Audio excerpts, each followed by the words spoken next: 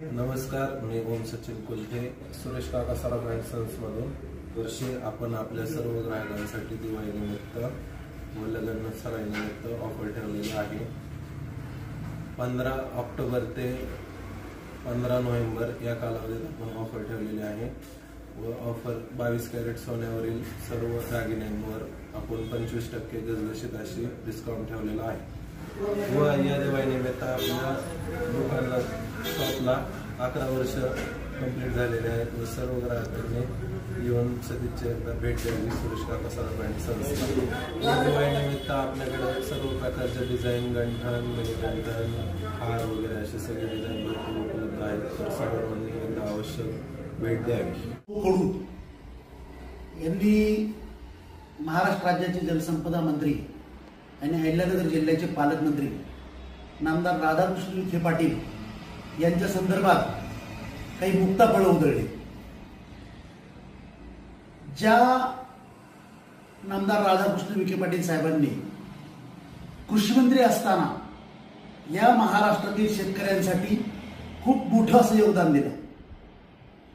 महाराष्ट्र राज्याचं कृषी खातं आत्मासारखे संघटना तयार करून कृषी खातं पारदर्शक केलं, शेतकऱ्यांपर्यंत पोहोचवलं।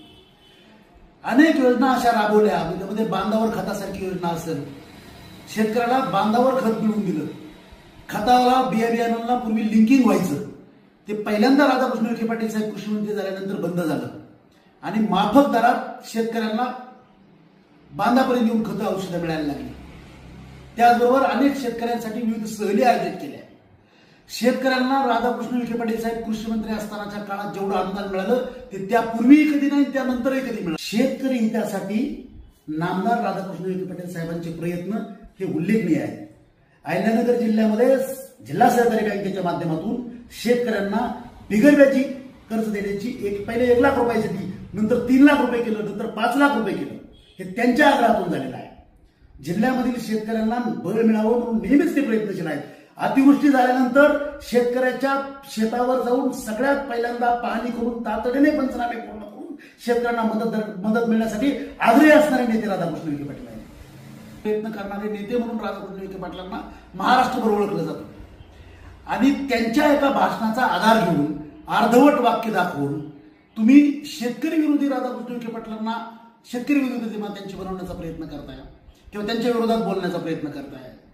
त्यांच्या वाक्याचा आशयही समजून घेतला नाही, त्यांचं पूर्ण वाक्य ऐकून घेतलं नाही। त्यांच्या म्हणण्याचा अर्थ फक्त एवढा होता, सोसायटी ग्रामपंचायत निवडणुकांसाठी आपण कर्ज काढतो आणि पुन्हा आपण कर्जमाफीसाठी बोलतो आणि कर्ज काढून निवडणुका केल्या नाही पाहिजेत, हा त्यांच्या बोलण्याचा आशय होता।